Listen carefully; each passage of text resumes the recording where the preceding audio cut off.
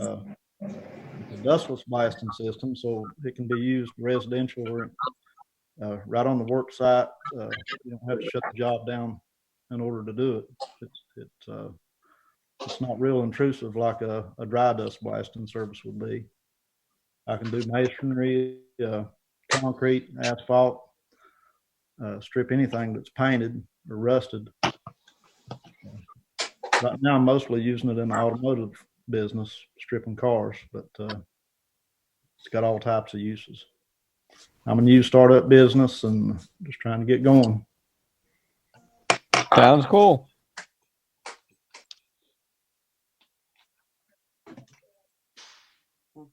Who's next? Well, I guess maybe because Jessica just said, Ryan, tell her a little bit about what you do here. Can you hear me? I am Ryan King, and we have King's Computer here in Grandy. And I work on mobile devices like phones and tablets and stuff like that, and computers, and we do business networking, work on all their stuff, infrastructure, things like that, security for the businesses. We also do like security CCTV stuff, and we just expanded. We opened up a cell phone store, which I can show you. I don't know if you can see it or not. Here, and that is going to be, we're Appalachian Wireless dealer here, and we're the only one in the area, and we're just kind of looking to expand, hire employees to kind of reach out farther than just our community, but other communities as well. Well, everybody needs that today, it seems like. Yes, sir. Sherry, are you on? Yes, ma'am, I'm here. Did you hear me? I can. Can you tell Carl about what you're doing? Okay. We have 460 Market. We're a fruit and produce market with a greenhouse. We carry flowers and garden plants. In the wintertime, in December, we have Christmas trees. We just moved to a new location yesterday and opened up. So we're excited about that. We've been in business about 2.5 years, and we're looking to expand. We want to carry a lot more items, different things in our garden department, and different things in our food produce. Well, definitely that's a big demand anymore. Yes, and we're going Sunday to bring in our garden plants and some flowers. Yeah, so we're excited. And David, did you ever able to connect with us?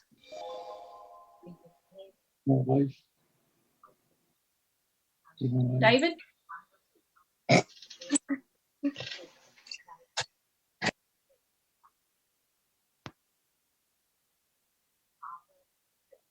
He may still be having some connectivity issues, but I'm hoping that he's able to connect with us soon. Well, Sandy, is it okay if I get a little background about myself?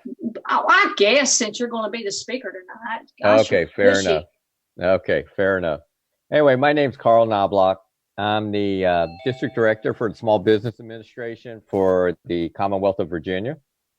And before I was doing this responsibility, I had multiple small businesses, from a manufacturing operation in polymers to IT companies to robotic company, software company, a training company, and a company that actually focused on what we're dealing with right now with coronavirus. I actually was doing that at one time.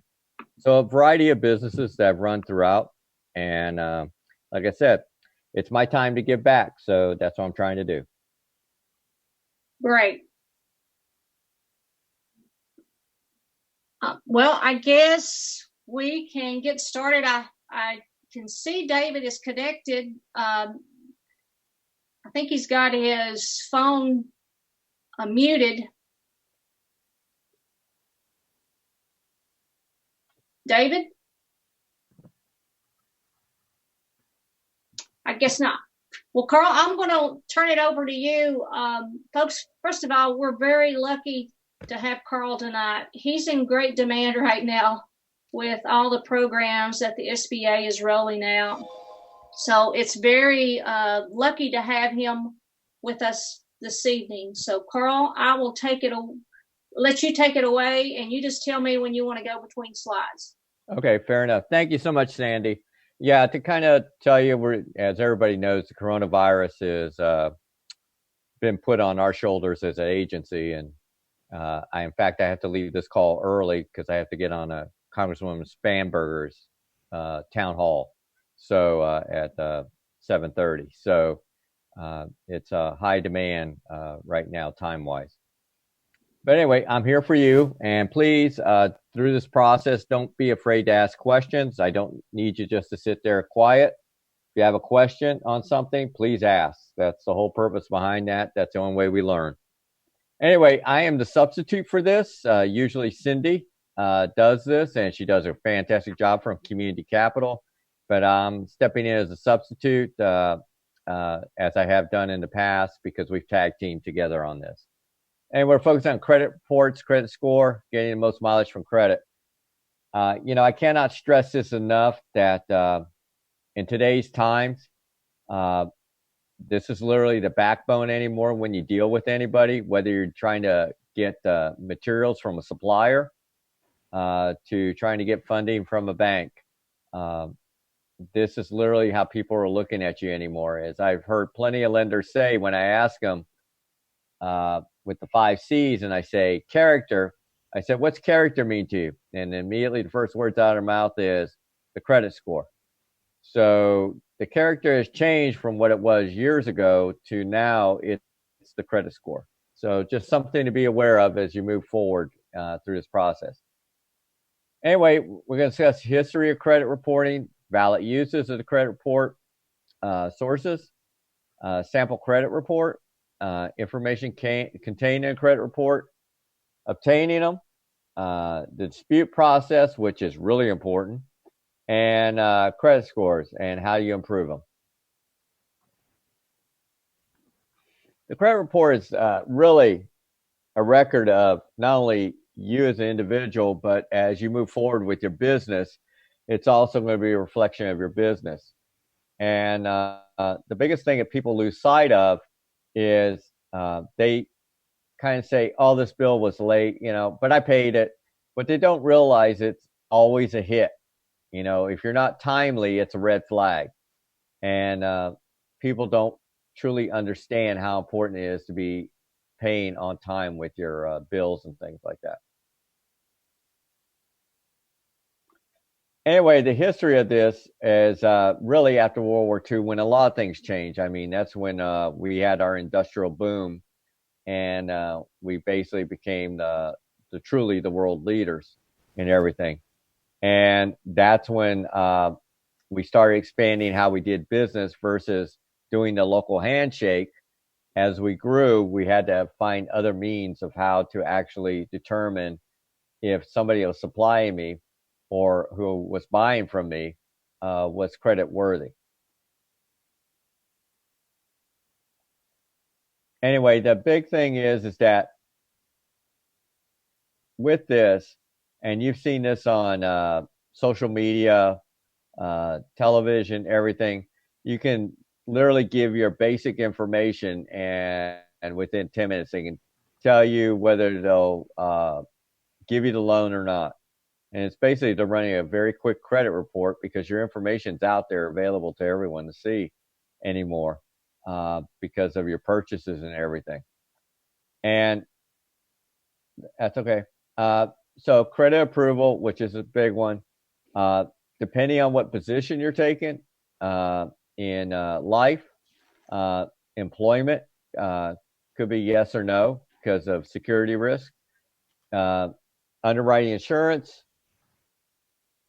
review of collection, court order, or the IRS are looking at things, and then some of the professional licenses determine that credit report, and based on what that rating is, determines whether you get the license or not.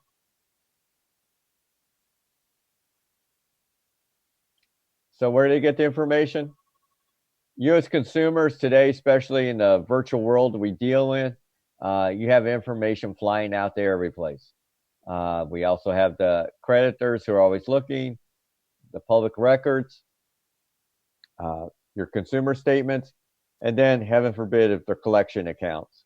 Those are the places they can pull information quickly, efficiently, to determine who are you really, truly, from the character standpoint by your credit score.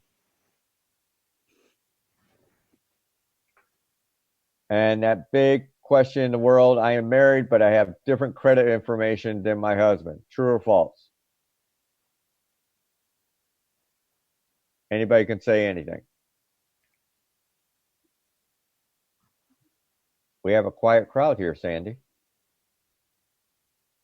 Okay.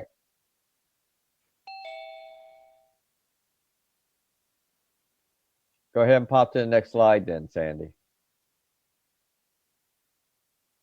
So, absolutely, we all have different credit scores. We're not going to have the same. And unfortunately, women have a lower credit score more times than not than men do, even if they're doing the same thing. And that's what's being tried to be changed in society as we move forward. The thing in the credit report, and I cannot stress this enough, especially if you've been married and gone through a divorce, those type things, is understanding, is the information in there correctly? Even a simple misspelling that you may say, no big deal, could have detrimental consequences on you based on what it could be tied to. So always be in tune to just even the simplest minor mistake on your name as you go through this. Looking at everything very quickly, efficiently on your credit report to see kind of what red flags are.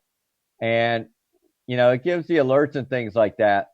But, if you're making inquiries about your house, about buying a house or buying a car, I always tell people, if you're going to do that, make sure you have it lined out. So if you're going to go to 3 or 4 homes or 3 or 4 dealerships, that you do it fairly close together, because then they know you're trying to look for something, where if you do them further apart, it looks like there may be some issues. And so your credit rating goes down because your credit score goes down because of these hits from third parties dealing with it. Understand that if you have a bankruptcy, it's going to go on here. Certain ones only are up to 7 years. And when they hit the time limit, please make sure they remove it because they'll just leave it there. They don't care really about what the information is on there, because they feel it's your responsibility to step up and say, hey, wait a second, this is wrong. And if you don't say anything, it just sits there. And, I know that, like on my credit report, the one time, everything was good. And then one time I pulled it and there was a half dozen mistakes on it.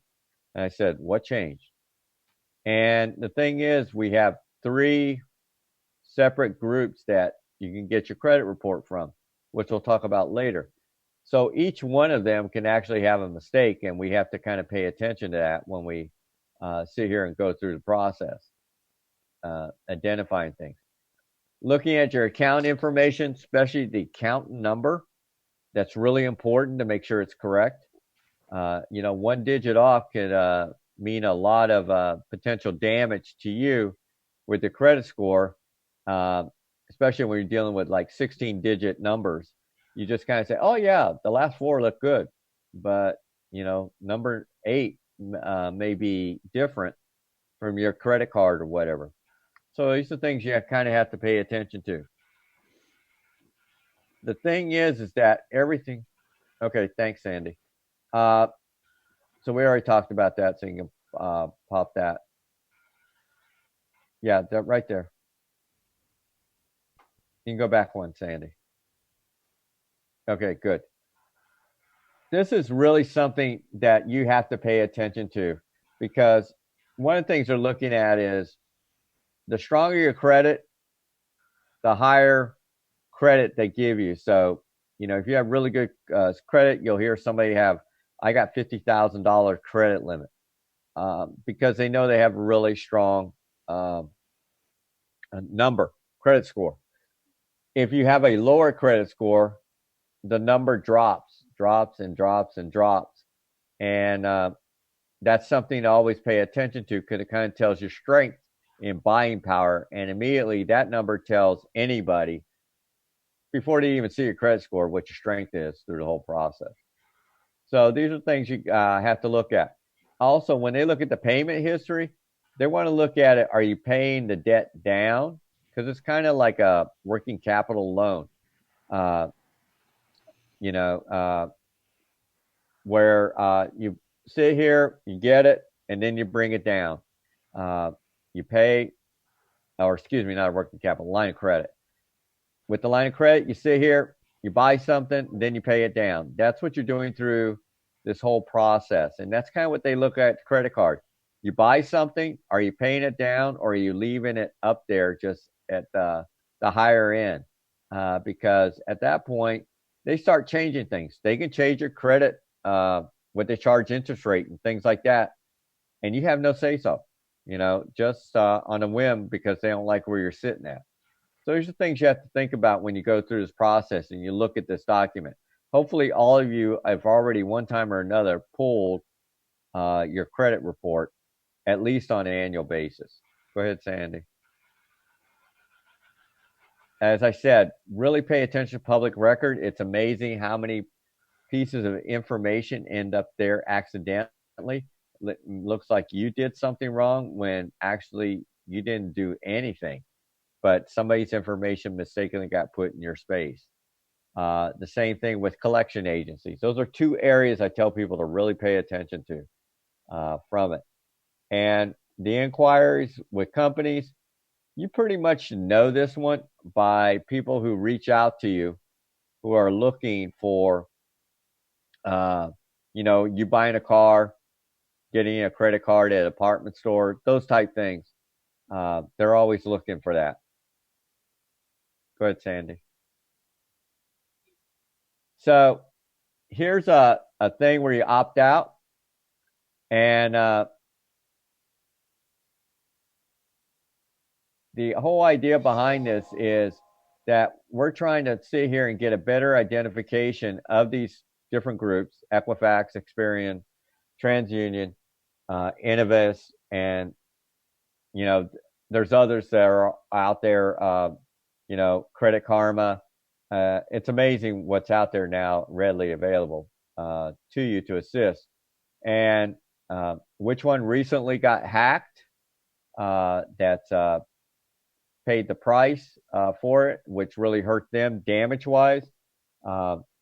Was Sandy, it was Equifax, wasn't it?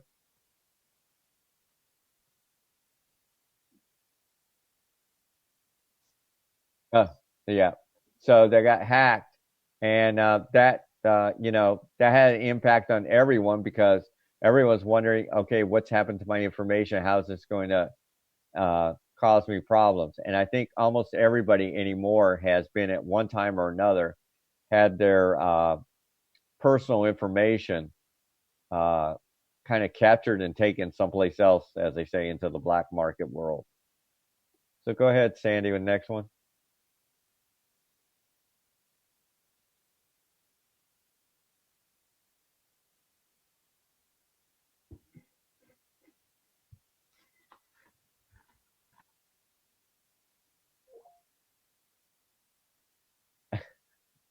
Hey, it's modern technology. It's what we deal with on an everyday basis. Everyone that, all of you, how many of you have pulled a credit report? Have all of you pulled a credit report before? Yes. Okay, cool.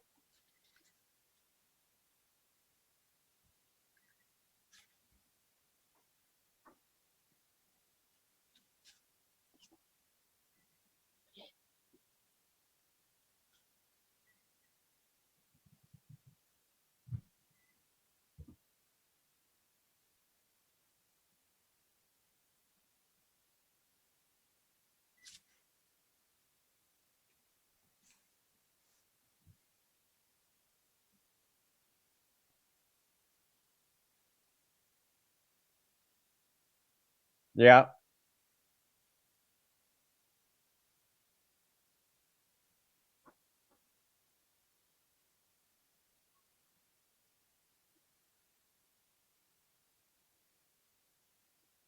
Okay. Can you take? Yeah, just take it down to where we were at. That you can't even go down anymore.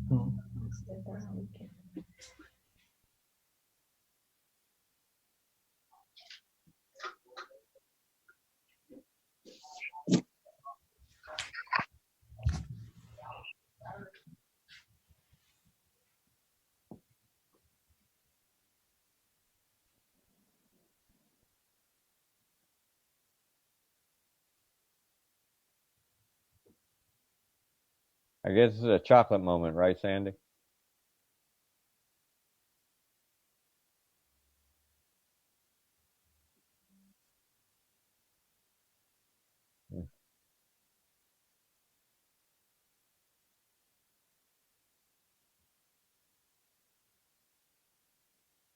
Yeah, I can see that. Okay, that's fine. It works. It's functional. As you say, they have presentation, so we're good. Uh,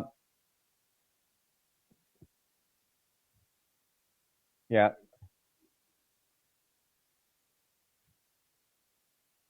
Okay, great. A lot of people have the misconception what's on a credit report, and a lot of people feel that race, religion, medical history, political affiliation, their personal checking or savings accounts are on there. And but people have to realize it's not that. It's literally how you do your buying history, how you buy things and how you pay it off. That's all they're looking at. But a lot of people feel that uh, they're actually literally spying on you with the whole thing. Anyway, a number of years ago, Congress basically said, you should have the ability to see your credit report and not have to pay for it. So that's what they did, where every 12 months you could pull the annual credit report. As we tell people every 4 months, pull one of each. So TransUnion, Experian, Equifax at different times. But the other thing is you got Credit Karma, which is right there out there all the time, and it gives you actually the credit score. So it offers more tools than working with the annual credit report, but that's what was established a number of years ago. And then if you want your credit score through them, you just kind of have to pay a fee. So you have to make choices what you're really looking for. And the thing is that we're always have our personal information. So our privacy information's out in this credit report. So it's really important for us to pay attention to it and really be in tune. Potentially our agencies that are overseeing this are making sure the proper safeguards in place so our information is protected. Go ahead, Sandy. I don't need to check my credit report because I pay my bills on time. As I said earlier, it's amazing how mistakes end up there. Like I said, my last one, I had 12 mistakes on it. And so I tell people, don't play around with this stuff. It's really important. It's your livelihood, it's your future. It determines your terms, especially if you're thinking of being a small business and all that. The better your credit score, the better you can negotiate terms for yourself and everything else as you move forward.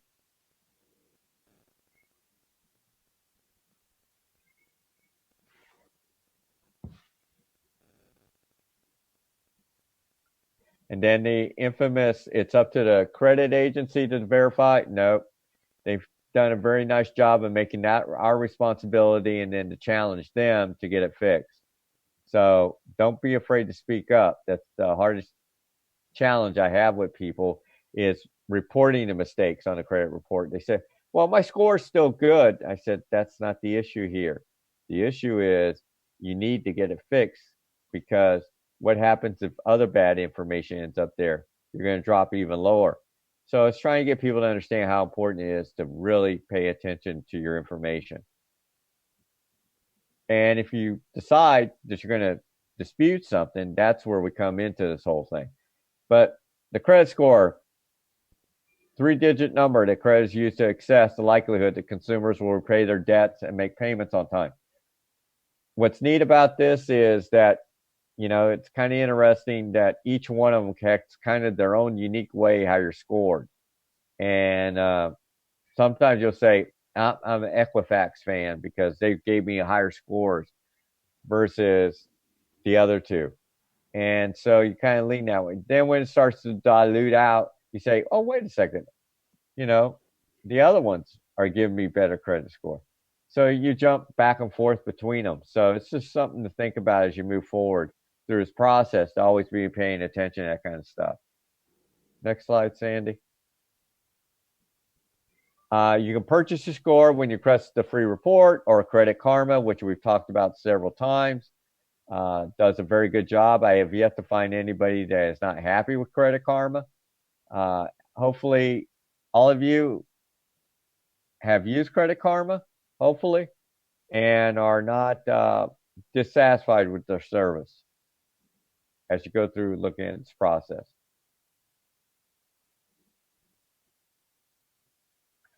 This is really important, and this is what people really have to pay attention to.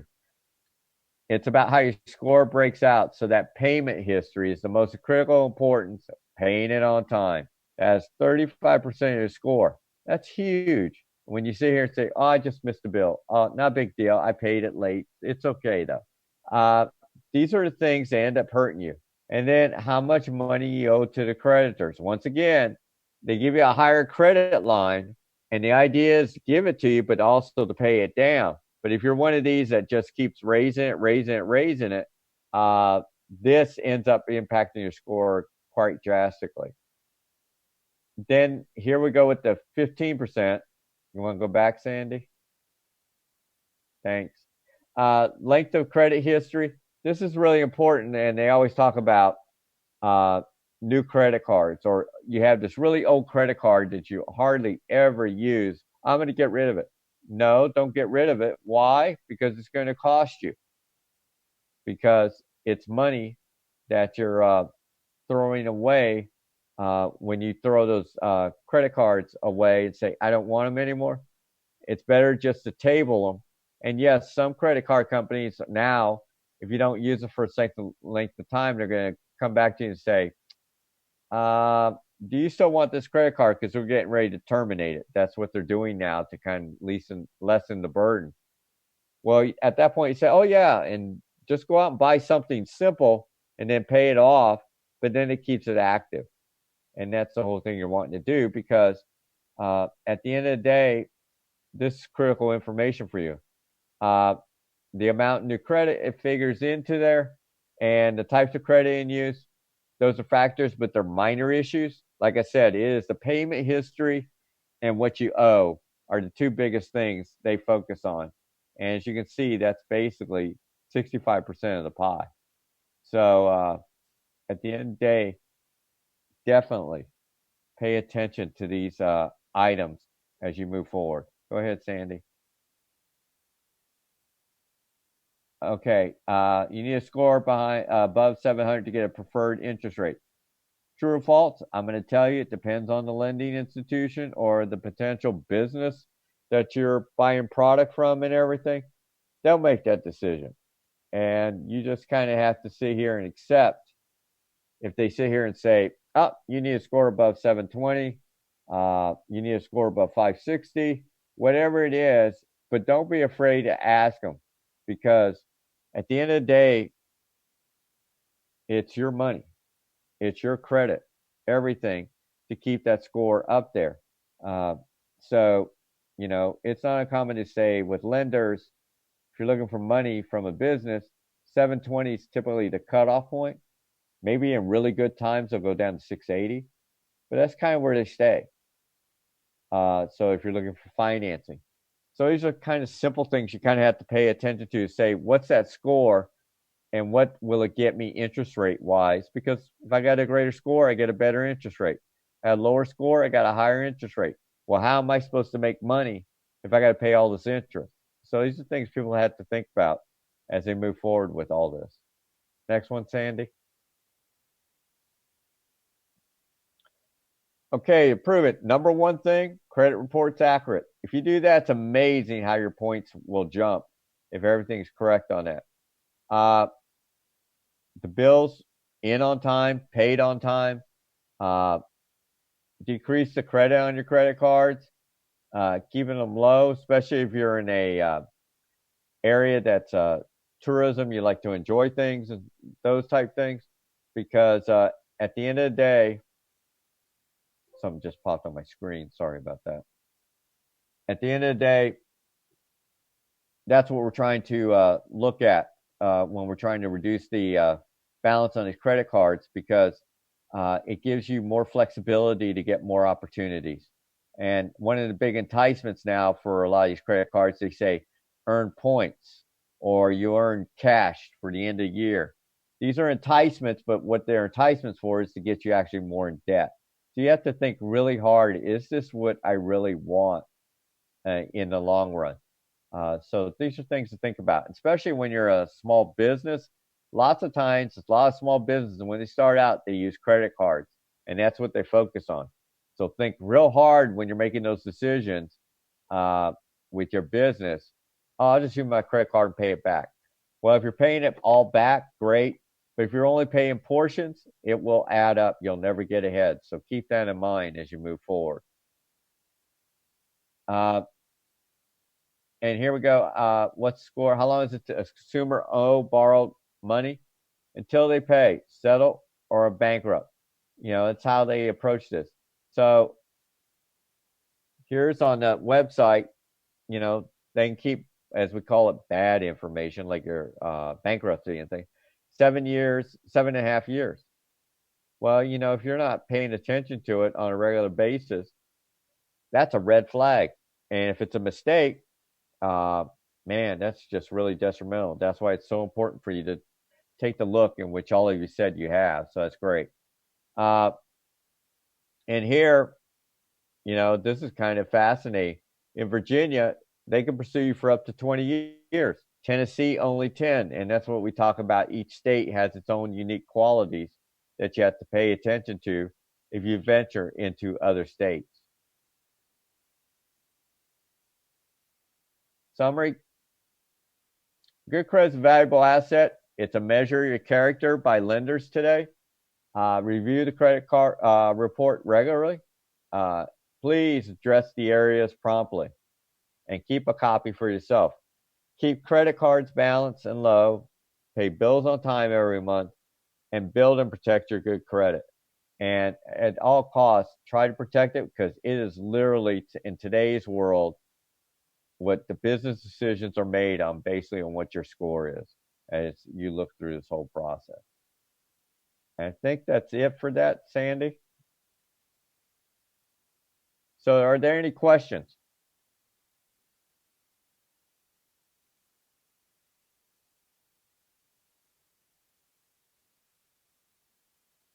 I guess not. Is everybody okay, or do you want to continue? Take a quick 5-minute break to go get something to drink? What would you guys like to do?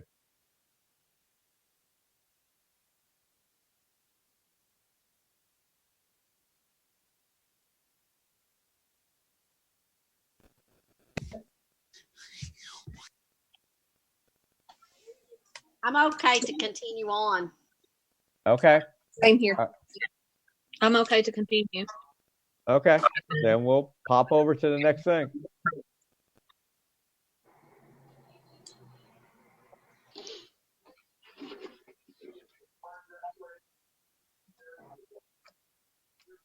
Managing a small business. and all of you are, those are starting new. It's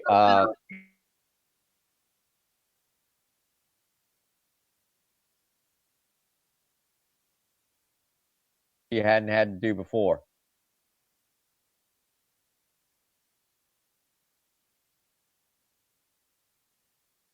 Am I good now, Sandy?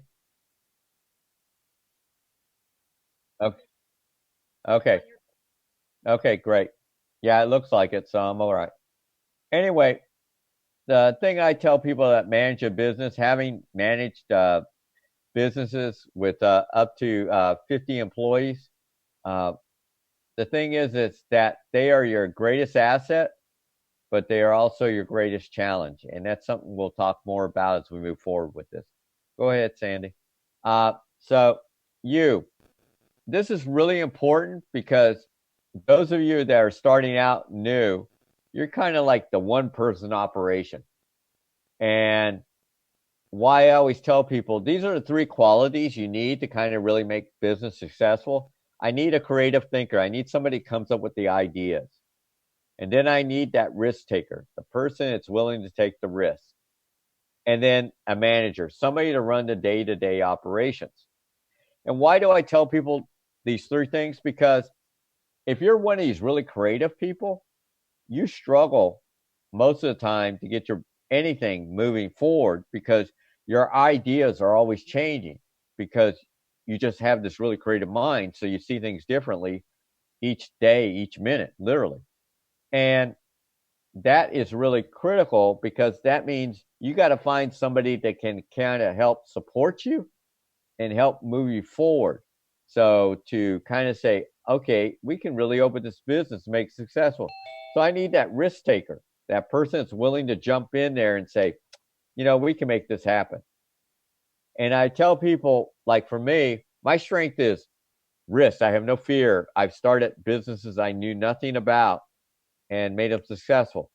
So for me, I have no fear. I'm really good at that. And I'm really good at creative ideas, new ways to do things. But ask me to do the day-to-day management and I'd literally fall off the cliff. I cannot do that. It's just, it's too monotonous for me. So what I do is I get that talent and I hire it and say, you're in charge of my operation. At that point, they understand what I'm looking for and they become part of the team, literally, to create the success that I have been able to enjoy.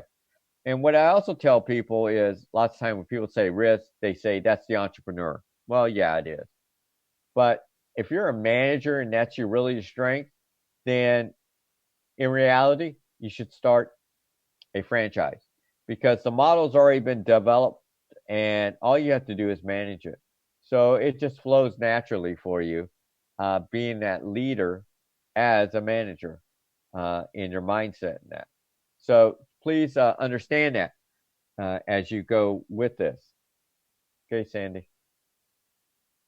Human capital, as I said earlier, most important asset for growth. And the one thing I can only say with a small business, and I truly mean this, lots of times I hear small business, I need to get experts. And I go, no, that is not your first priority. If you want a successful business, you need chemistry. You need that team to function as a unit or family members to function as a unit. If they're not, you're going to throw a lot of good money away because you didn't think it out far enough how important chemistry can impact and destroy your business and not even realize it because that person, one person, is sitting there smiling in your face and saying, yep, everything's good. But yet your customers are screaming out there, but that person's the buffer and creates the problem. So please never lose sight. Chemistry, in my opinion, is the most important asset because your people are your most valuable to help you succeed and grow. Job description. If you're going to bring employees like the nursery, even if it's part-time, make sure you have a job description. Why do I say that? Because if something happens, like a work-related industry, you have no job description, you're going to be hung out to dry for payments. If you sit here and let somebody go, the first thing I'm going to say is they didn't share a job description. I didn't know that was my job. That's why that job description is so important, because now you can show proof of documentation. No, this is what they got and they signed it. So you make sure they sign every one of those kind of important documents, and also the employee manual. Please make sure you have an employee manual, even if it's just a family member. Do it, because I've seen where family members have gone at each other after the business is open, just because one person didn't like how the other one was running that business. So think about that. So the thing is, the employee manual doesn't have to be complicated. It's a business decision, what you see and decide. Like one of the big ones is drug testing. Do I drug test or not drug test? If you don't drug test, I promise you, everybody takes drugs knows what companies do not drug test. That's already within the network. If you do drug test, how often? Oh, I just do it as soon as they come on board. Well, if they know that's when you're going to do it, they're going to get clean. So when I had my businesses, I literally had people there that on ours, it was pre-employment, you got tested. The 90-day probation period I had, they would get tested one time. They would just get tapped and say go. And then the third piece with this employee manual is that with the drug testing, I sat there and said, okay, if there's an accident, you have to immediately go get a drug test. I can't tell you how a handful of employees I lost just because they had an accident and I said, okay, go get drug tested. And they didn't even go to the hospital, but they never came back. So it immediately told me that they had violated that rule. And so you determine how strong your policies have to be or how weak they can be, because you know who your customer is, and you also know what kind of workforce you're getting in the local community. That's part of the decision-making process. Here's another thing that a lot of small businesses make the mistake, and I cannot stress this enough. As soon as that new employee comes on board, the first thing you have them do is sign confidentiality agreements and non-compete. Confidentiality means they don't take your idea and go try to start something their own. The non-compete is really important because if they know your customers, they will go out and try to steal your customers. With the non-compete, you can put out there until 2 years, you can't touch one of my customers. That gives you 2 years to build a strong relationship with your customer so they are no longer impactful. And if they are, they'll at least contact you and say, hey, look, he just offered me his price. What can you do for me? And that's a business decision. The American Disabilities Act, I cannot stress enough. The produce market, when you just went into that expansion, did they ask you to do anything special with the American Disabilities Act, like for bathrooms or anything, signage or anything?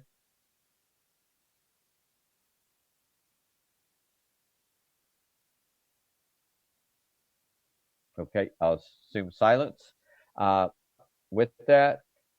Anyway, you really have to pay attention to that, because if you ever have to go in front of a review board for the American Disabilities Act for a variance or for potentially violation, that board is basically made up of people that have disabilities.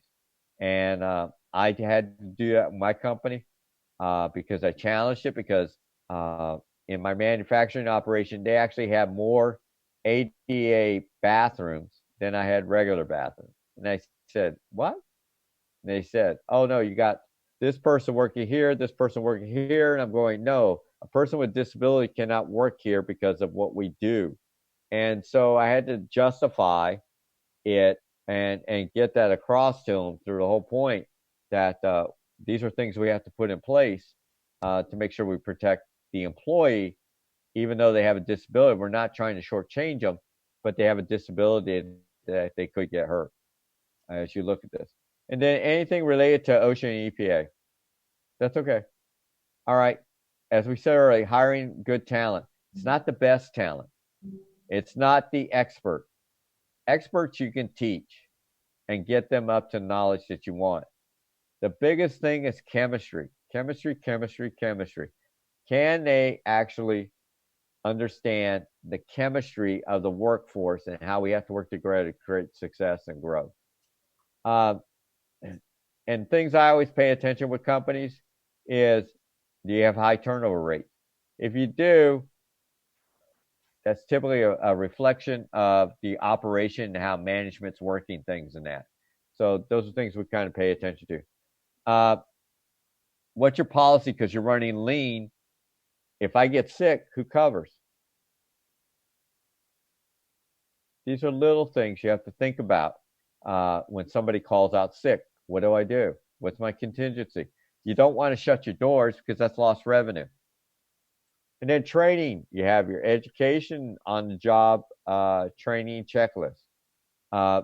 These are tools that are available to you, but the on the job is literally a checklist to say you can do that job that's in your job description.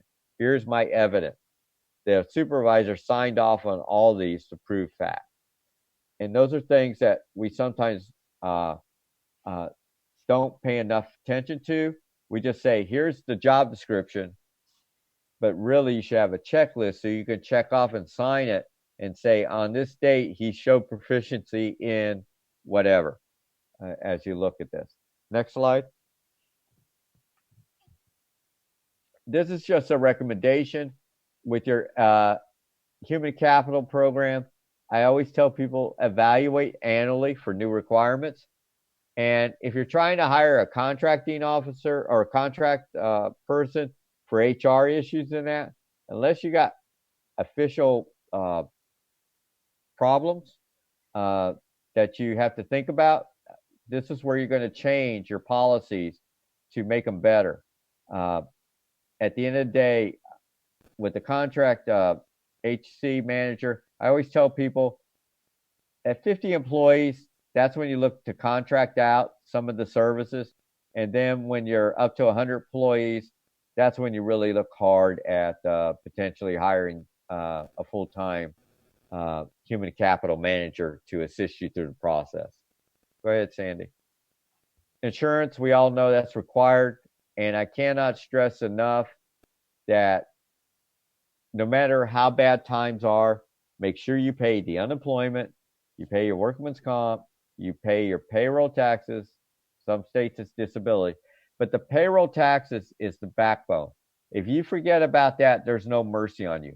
If you forget about your state or federal income tax, they'll kind of lean a little bit and give you a little bit of a break. But boy, payroll taxes, they don't play around with that. So think really hard if you're going to miss payroll tax payment, because it will come back and haunt you big time. Next slide. Insurance, lots of times insurance companies say you need this and this. Think really hard. Do I need that much of my policy? Do I need a $50 deductible when actually in reality I can do a $500 deductible and I just saved myself 37%? Well, that's significant. So these are little things you need to think about as you look at this. The other thing is, don't be afraid. You should at least go to 3 different locations to find out what they have to offer at the table. And then a lot of these companies have business owners insurance, so you can get the packet. And here's kind of like some of the packets. So general liability, product liability. Those that have anything related to food, you're going to have to make sure that you have in your clauses that if somebody sues because they feel they got food poisoning or whatever, that type thing, that you have that type of insurance to protect you from that, because some of these policies don't work. So let's just use the example with the coronavirus. A lot of people have the thing, policies, but the coronavirus isn't covered, so they're not getting compensated for business interruption in that, even though they have the insurance, because it's not constipated. And thing is that with all these, if you have a product, like you talk about your t-shirts and that, especially like vinyl, some people are allergic to vinyl. So like putting the warning out that we use vinyl products, so people know that they could potentially have a allergic reaction. Those of you that are consulting, whatever, have the professional liability as you move forward. Your mobile sandblasting operation, critical component on that, and you have to kind of pay attention to is if a neighbor sees you sandblasting and they want to sit here and call EPA saying hey, this guy's polluting into the waterway. You're not doing it, but it's a headache you're going to have to deal with.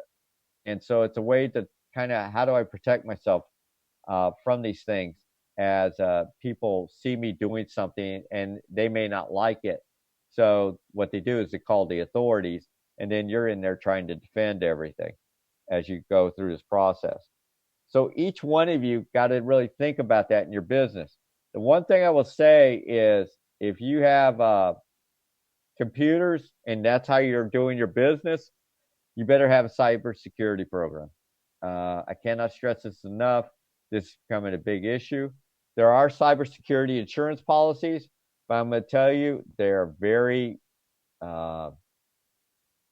fragmented. It's about the best way to describe it.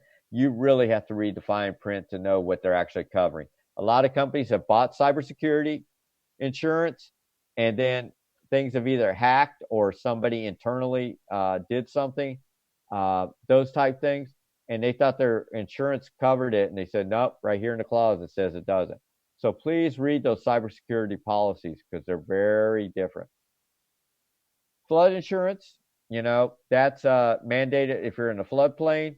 So remember that as you go forward through this process, if you're located in an area, but also remember, and this is a lot of people don't realize, if a tree falls and covers a creek, you can't technically remove it because the way state laws are written.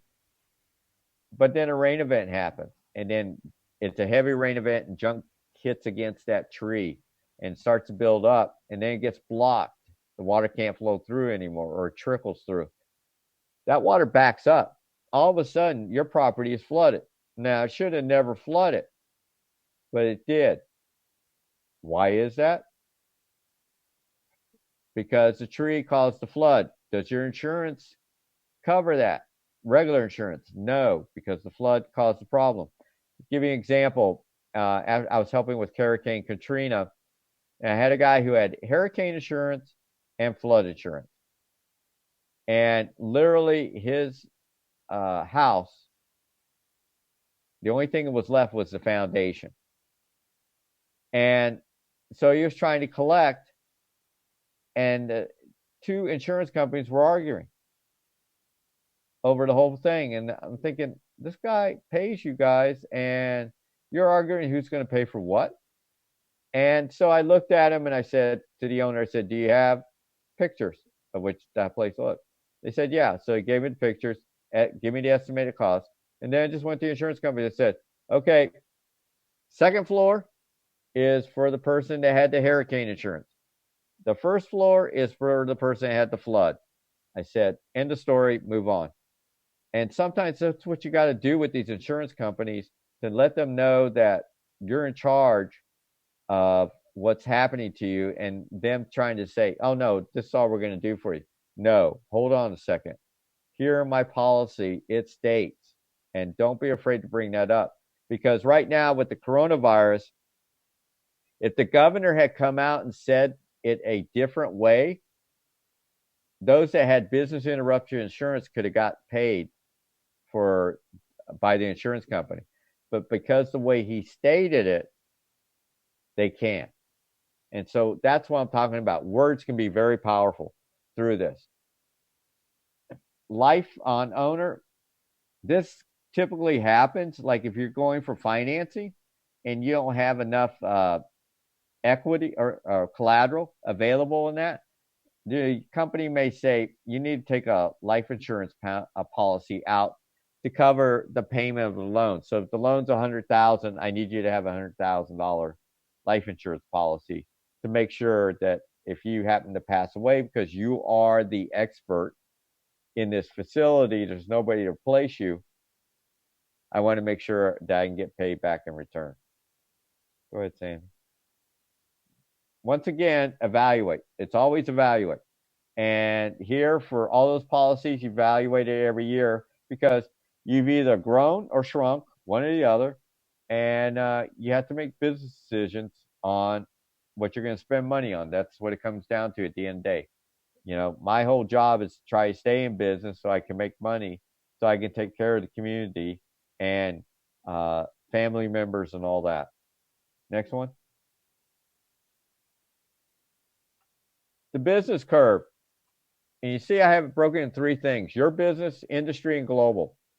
So think about right now what we're going through. And I commend you for the ones that are expanding right now and those that are going to ready to start a new business. I give you kudos for that. But your business, where is it at? If you're the mobile sandblasting unit, or, you know, is your business startup? Basically, most of you are startups. And so, some of you haven't even opened doors yet. So you're actually pre. We have the people in startup that's typically up to 2 years. And then we have the group that's growth. So you're really doing accelerated growth like no tomorrow. And then after that, mature. And at that point, you decide, do I want to be in the business anymore or not? If not, I'm going to have somebody buy me out so I can move on. But the thing is, this curve literally tells you how you make your most money. When you're in growth mode, that's when you make your most money. Startup, you just kind of deal with headaches because you're learning things. And I said mature basically puts you in reality check. Okay, I am no longer state-of-the-art facility. I have to sit here and either change myself or just plan on staying status quo and eventually sell my business and get out of the market totally. So these are things you look at. Then industry is the industry mature? Is it actually growing, or is it also in the startup mode? These are really important because if you're in a mature industry and the industry is mature, you're a new one, new business, the industry is mature, you're going to have to work a lot harder to make deals happen because people are pretty much dedicated to the mature companies. So these are little things you have to think about as you move forward. And then you got to look globally. It is no longer, quote unquote, the United States. It is a global market. And you have to think about that. And it looks like we got several people that are in the pre to startup category in this whole thing. Go ahead, Sandy. Understand something. We've seen this with the coronavirus. We are definitely a global economy.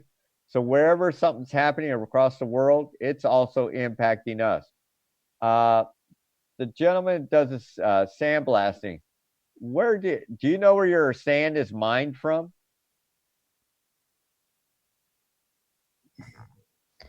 What I'm using is a crushed glass media.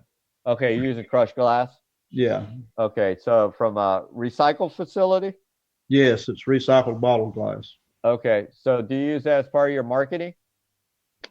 I haven't been. You should be. Yeah. Because basically what you're doing is you're taking a product and giving it a second life. That basically would just be laying out there around. Right. So you're taking advantage of it versus using sand. So that's just something for future reference. Right. To think about. These are the things you'd look at in your business. These are things that make you distinct and different. Because you said sandblasting. So as soon as you said that, everybody focuses on sand. They say, well, that's really messy and everything else. And sand, you're held hostage because of when oil and gas was really booming with the fracking, they use sand like no tomorrow. And so nobody can get sand. I use that because that's what everybody relates it to. Yeah.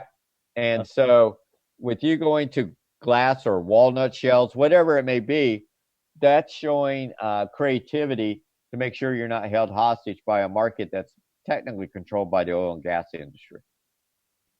So that's Right. something to think about as you move forward. Just like with the vinyl screening, as soon as people hear the word vinyl, they sit here and say taboo.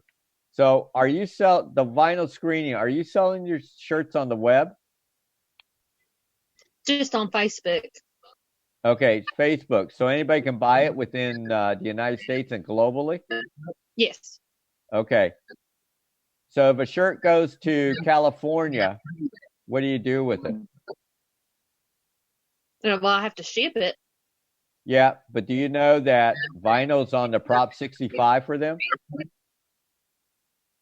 So you actually have to label it that it's has a carcinogen in it.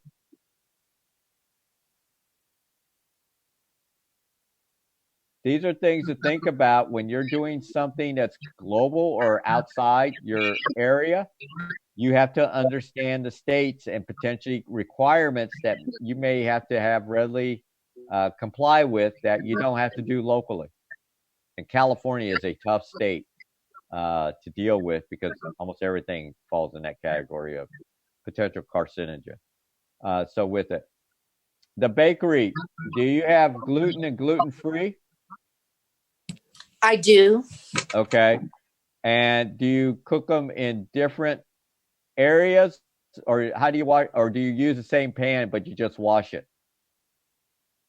No, I actually have separate pans for my gluten-free and versus my gluten. And same thing, if I use like tree nuts, I have certain pans, and peanut butter, certain pans. Okay. Is that marketed and advertised? I've never actually, well, I mean, if somebody comes in and asks me, I tell them yes. But as a market advertisement, but no. That's something you need to push really hard because that really gives a high comfort level to people. Because most of the time, people are just saying, "No, I clean them." Right. In between use. Oh no. Okay. I definitely have separate. That's a good marketing tool, so don't take advantage of it. Well, I work at the health department too, so I kind of have to. Okay. Well, like I said, I'm just trying to get where you can market things that kind of give you that distinction. Absolutely. As you look through the electronics, do you recycle electronics too, or you just work on them? Sorry, I was muted. That's okay. I mean, I kind of just work on them. People bring them here, and then we kind of fix them up if there's recycled things, and fix them up for people that, they can't really afford nothing. You know what I mean? Just help them out, reuse them to help kids and people that don't have the money to afford. So basically, you repurpose a computer that's been given to you. You kind of fix it up so somebody else could use it and give it to them at a discounted rate or just donate it to them, correct? Yes, sir. Okay. Do you use that in your marketing? No. Why not? Actually, I mean, I've never thought about it. That's giving back to community and helping out those people in need. That's a great selling point. People will come to you just because you're helping others. And we do that almost every day, donate something or give something to somebody. Yeah. So wow. You have to think of these things. This is what we talk about, people. This is how you make yourself distinct and different. It seems like, oh, no big deal. And that's why a lot of small businesses struggle because they don't think it's a big deal. But guess what? It's what makes you different. And that's what you're trying to showcase, that difference that you really take it. Look, if somebody sits here and's got separate pans for baking, for gluten-free, peanuts and all, that's a chunk of money for the same pan.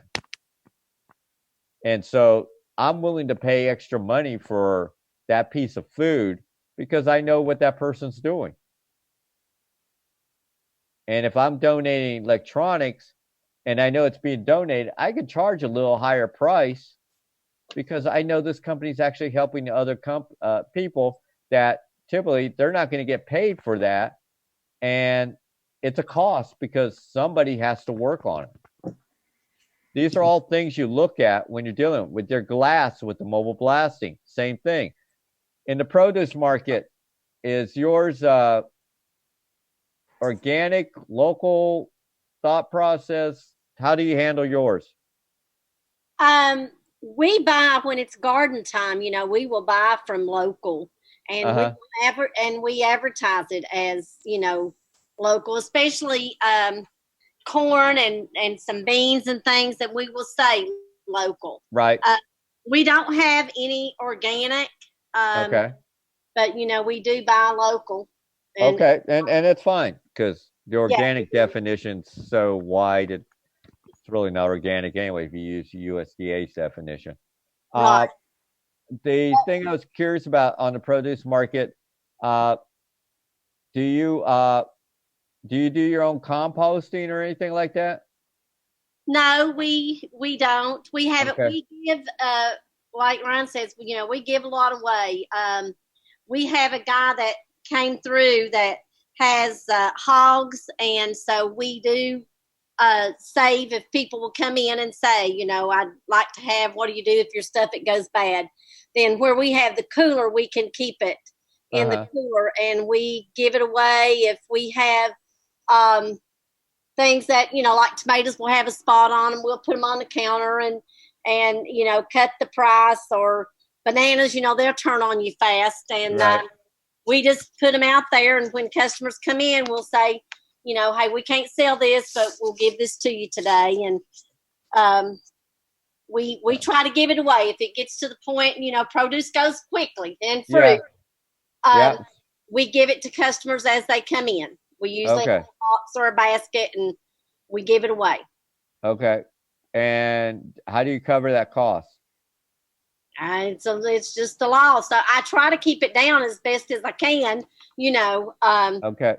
donate. And then, because you'll have people come in and ask for donations too. And I work for the school system. So, we will help schools out if they ask, we'll give discounts. But we do that to other businesses also. Yeah, but the one thing to do is when you're giving that banana or whatever, that's what we call a loss. Yes. Okay. All right. You know what that banana costs. So start figuring into the cost of your bananas per pound.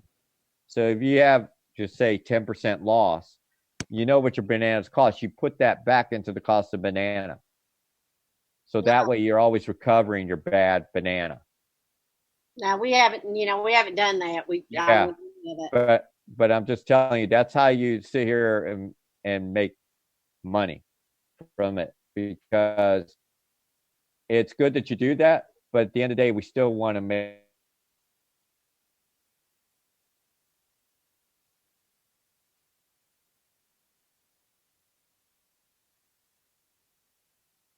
I can see that. Okay, so these are just ideas, guys. As you look at the vinyl screening. Are you doing hemp shirts at all yet? I'm sorry, what? Are you doing hemp shirts? No. Okay. You may want to look at that, because that's going to become a hot selling market. So just understand it has a totally different feel than cotton and everything else, and a lot of people like hemp shirts. So just keep that in mind. Sandy, you want to go to the next slide? Okay, and this is what we were just talking about. Understanding your target market, the product, service, interest. Who's my competition? And remember, competition is 2 points. There's direct, which very rarely, but also indirect. So an example with that is like the bakery. I go to the bakery to buy my goods. Who's my competition? Well, that's other places. So we'll say the grocery stores and things like that. And then people will say, well, who's my indirect? Well, my indirect is like when Girl Scouts sell their cookies. That basically takes money from my place because people are spending money on the Girl Scouts. These are little things you think about when you're trying to account for, okay, I know my directs, but who's my indirects that kind of take opportunity away from me? The thing is that knowing your price point, how much it really truly costs. So as we call it, the break even. That's really important because if you get that right, you know how to make money. If you guess that wrong, you end up always struggling. You may be so busy, but not making money. I know a lot of businesses that are in that problem. They're really busy, but they're making no money. It's because their price point's wrong. Are you going to have a trademark copyright? Making sure you protect those. It may be okay here in Virginia because you own it. But if you cross the state line and say, go to Florida, somebody else may have those rights and you've lost in the deal and you can't use that trademark. So how you change yourself? So everybody knows Hardee's, right? And Carl Jr.'s. Same in certain states because they had a Hardee's there. So these are things you have to think about as you move forward with this whole thing. And then having that, which, Sandy's real social media side about how to think about things. Go ahead, Sandy. And as we talk about this, is where Sandy shines on the electronic side, really getting this market because today this is the market and it's a low cost market. Please get your own YouTube channel so you can create your own stories. So that way people have someplace to go because we're a visual society and we get excited by that versus things that are written. We get excited by seeing, especially videos, but pictures, things like that. Go ahead, Sandy. Then we still have a traditional and remembering your target audience. If you know your target audience, you know how much you really need to spend for traditional because depending on their age, they may want flyers, but then somebody else may not, say, why are you doing these flyers? Why are you doing these brochures? All my people are on social media. So understanding the customer also helps you make decisions on what you spend for marketing versus social media to traditional, radio, TV spot if you want it, those type things. If I'm going to the farmer markets or going to local shows, all that kind of stuff come into play. Go ahead, Sandy.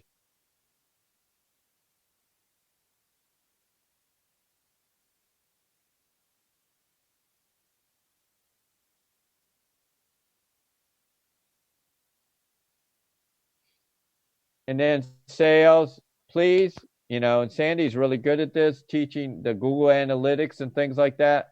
These are things that you kind of have to understand. You don't have to worry about business development person yet. You're not there. Understanding forecasting, how things are looking, and not only locally, but globally, because globally determines a lot of pricing for the local market. So always be attention to what the global market's doing because it does impact our markets. Also, new sectors. You guys have created some new ideas here that I see, and that's the thing. On social media, you get a customer complaint, please jump on it, respond to it quickly, because if you don't, price, we're not how hard like we're just and just respect that but know how to counter it when somebody wants to complain about us. Go ahead, Sandy.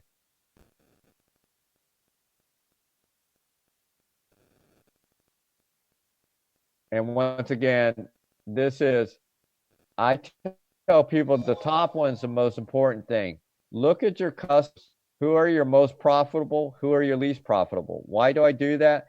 Because as I bring on new customers, I may say, my least profitable are really actually costing me some money. So I think I'm going to let them go so I can add this other one. And that way I don't have to increase capacity, but I'm still going to make more money. So these are decisions you're making. I did this all the time every quarter. I looked at my most profitable, least profitable businesses and I compared that to my new clients I brought in, and I made business decisions because I wanted to maximize profit, but not necessarily add more people or, we produced around the clock 6 days a week. Do I have to go to 7? 7 was my day of doing maintenance and things. So, it's a decision you make when you're in business. And so how do you maximize your dollars as far as you can, as long as you can, before you have to increase on things? Next slide, Sandy. And today, logistics is king. I mean, we have a shortage of truck drivers. And so if you're getting materials in like produce, you're during growing season, they're in high demand. It's unbelievable. And so if you're somebody needing something besides produce, you're going to struggle right now. I've watched companies struggle to get equipment, raw materials, everything, because we just don't have enough truck drivers. So you have to figure that into your costs when you're doing business. The packaging you use, it's amazing how much that can drain you by just trying to have a pretty package. And unfortunately, we as Americans love packaging. So that's a cost, but we need to also maximize and make sure we get that cost back as we look at that. Weather, especially in produce and all that, it does have an impact. Disasters have impact. Where am I getting my products from? Where that's coming from, you should always be paying attention to the weather and everything else that's happening in the area, because you need to understand what's coming down the pike, that you could potentially lose your resource, and what's my contingency after that. Make sure you have more than one supplier for a product, so that way you're not ever held hostage, like if there's a disaster. So example, like when I had hurricanes coming, I'm in Pennsylvania. I got a hurricane hitting the Gulf Coast. I'm literally ordering rail cars to come up to be stationed in Maryland until I send trucks down there to offload onto them, so I can keep my operation running, because they've shut down the Gulf Coast because of the hurricane. These are things you have to think about when you're in business. Always thinking ahead. What are your payment terms? It's negotiation. Become good at negotiation. Practice it, because it's really important. No matter how small you are, just do it. It is worth it. Do you need a warehouse or not? And then, are you going to have inventory, or are you going to be just in time? So I'm just going to make it and sell it, or am I going to have inventory sitting on the floor? It's a business decision. But remember, at the end of the day, if you have inventory sitting, that's basically money that's just sitting there doing nothing for you. Next slide. Let's see. We can go ahead and skip that. Nobody's really a manufacturer here. Finances. The 3 bolded statements you see there: cash flow, balance sheet, income statement. Please understand how to read them. The reason I say that is, the number one thing that takes a lot of small businesses down is embezzlement from accountants. And the accountant may get in trouble, but you're the one that ends up having to owe IRS a lot of money and potentially go to jail. So make sure that you understand these 3 sheets, especially if you're having a third party do your books. Go ahead, Sandy. And that's kind of the evaluation. Just recommend it. You decide how often you want to look at things. With today's technology, you could see it as it's happening that very minute. So that's what's exciting. Where before you kind of always had to look at the end of the month. Now you can literally see it as it's happening. Next one, Sandy. And as I said earlier, IT, I only recommend, if you have it, try to go to the cloud. That's your best security and gives you the maximum protection versus trying to have your own server. It could come back and haunt you. And that's not what you want to do at this point in time, especially as a new business or a growing business, dealing with it. And always stay ahead with your equipment. Don't let it get old. If it's older than 3 years old, you should have that figured in your cost center. How do I turn it every 3 years? Because technology is just moving that fast when it comes to this area, the arena. Next slide, Sandy. And then that's just kind of evaluation that you can do. Disasters, cybersecurity is a growth market that's happening like no tomorrow. And so you have to kind of pay attention to that, be aware of that, because they do target small businesses, especially those that go outside of a region. If you're local, it's not a big deal. But if you're outside of that, you're prime targets. Then we have our natural disasters, our man-made, heaven forbid, mechanical failure. But I always tell people, have a business resumption plan. What are you going to do if a disaster hits? I had mine. Even if I lost my whole facility, I knew what I could do to keep myself running. And I had agreements with my competitors to help me during those times. So we actually had agreements between each other just to help each other out. So these are the things you got to think about when you're in business. Next one. Okay. Who's the outside team? You decide that. But for sure, an accountant being an important player, your insurance representative. Now IT is becoming a hotter issue. As you grow, human capital. And then you'll determine at what stage you need the lawyer and what type. And then also, depending if you're needing funding and things like that, a lender. These are all kinds of business resources that are readily available as you move forward. As I say, you can just pretty much do Google and you can find anything you want. Remember, a strong team, it's chemistry, teamwork, integrity, and whatever the team needs. The unknown. Time is your most precious resource, and sometimes it works in your favor, sometimes it works against you. So understand that. And guess what? All of us in business need luck. And hopefully you'll have more good luck than bad luck. And remember, when you're a small business, you're pretty much just one hook from disaster. As you move forward, remember that. And that's why we always say have contingencies.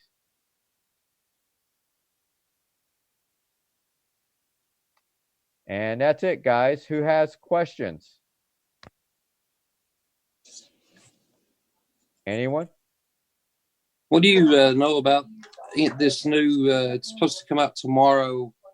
The SBA forgiveness loan, or whatever they're calling it. A payroll protection loan. Mm-hmm. A protection plan. Excuse me. P3. Yep. It's basically it's payroll for, if you're an individual, you can pursue it. If you're an individual contractor or employer, self-employed, it will pay up to 8 weeks. 75% of it has to be used for payroll or benefits on that payroll. And 25% then can be carried over to pay for your utilities and your rent. But 75% of the money has to go to payroll. And you said that was 8 weeks? 8 weeks. Now, does that something that has to be paid back, or? That will be forgiven if you follow all the guidelines. Okay, and now is that going to be? You have to go for just like you're doing a loan, correct? Yes, sir. It's technically a loan, and as long as you follow the guidelines, it will be forgiven. If you violate the guidelines, you will have to pay the loan back. It's at 1% interest, and you have up to 2 years to pay it back. At 1%? Yes, sir. Now, say that I did get that loan. Say I got, let's just say a round number. Say I got $50,000, and I showed $10,000 was used for payroll, whatever, utilities, things of that nature. The other $40,000 was not used for that. What would happen in that event? That event, you would sit there and not met the compliance, and you'd have to pay back on the $50,000 at 1% interest within 2 years. So if I took $50,000, I would have to use all that for just payroll and, like you said, the 25% utilities. Yeah. Yep. Utilities and rent. 1%, and that's good for 2 years, right? Yes, sir. Okay, good deal. Mm-hmm. And that starts tomorrow, right? Yes, sir. But I would look till early next week because they don't even have the finals out, drafts out yet. Okay, good deal. Any other questions?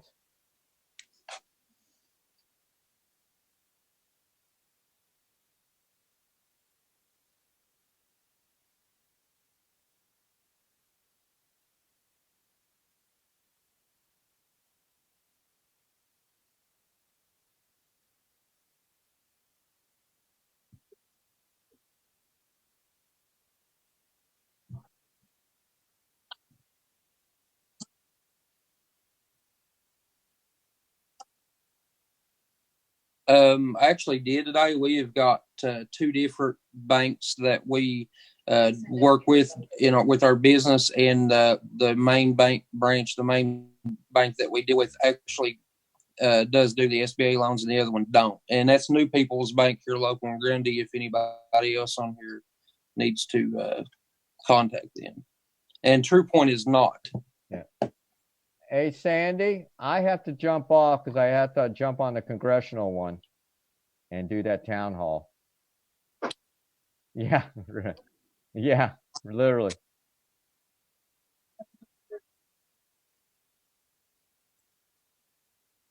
Yeah.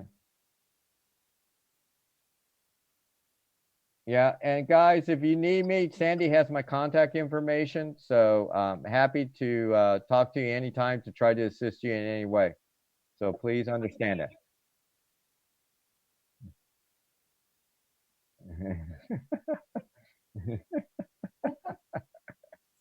All right. Thanks, guys. All right, bye-bye.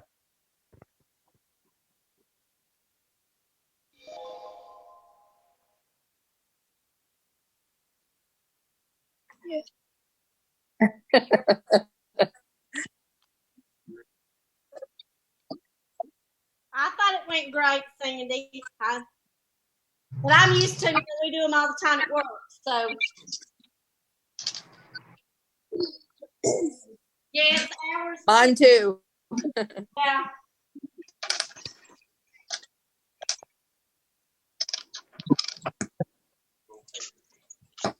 Was you talking to me, Sandy? It was fine. It was fine. I just have to remember to unmute all the time.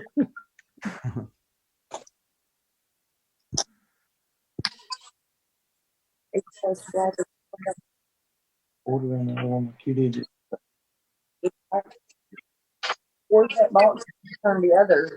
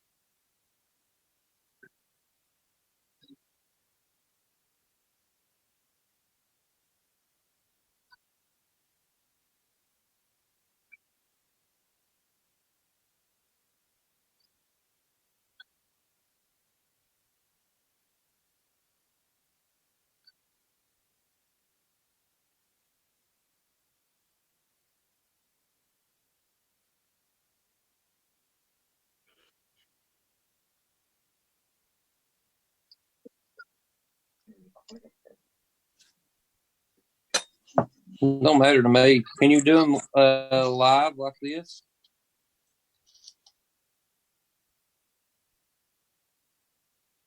Well, I say do it live like this because when you do a pitch and record it, you can edit that. If you do a pitch live, that's just kind of being face to face.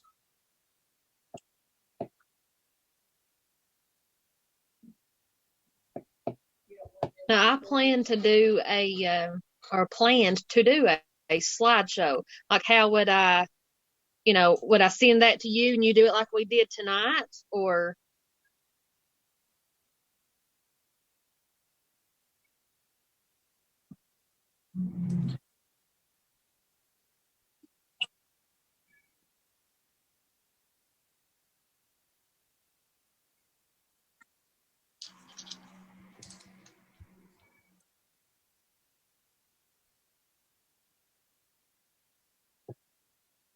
Yes.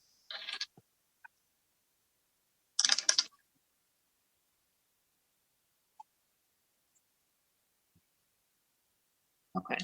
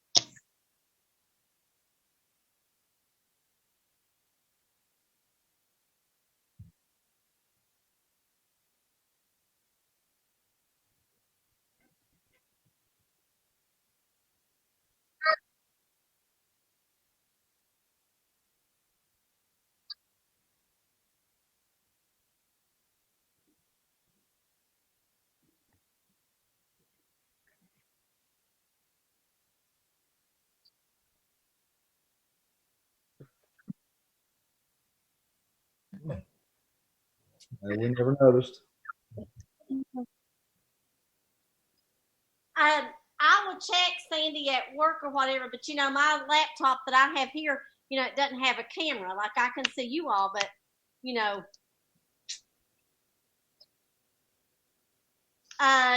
yeah, yes, I've got an iPhone. Uh-huh.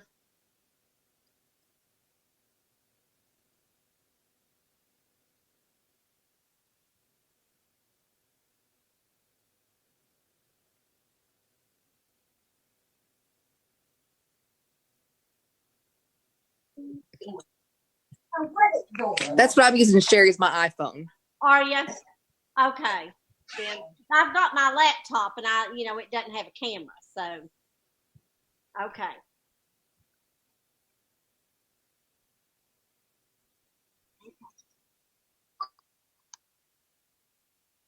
He's muted.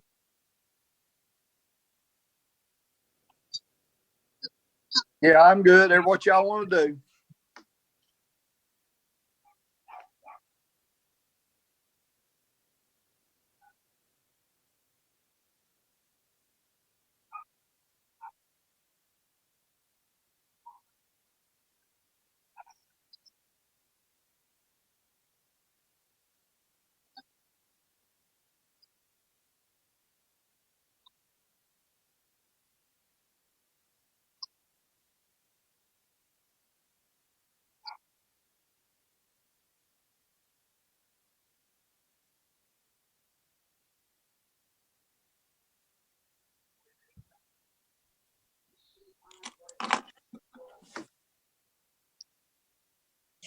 Good night.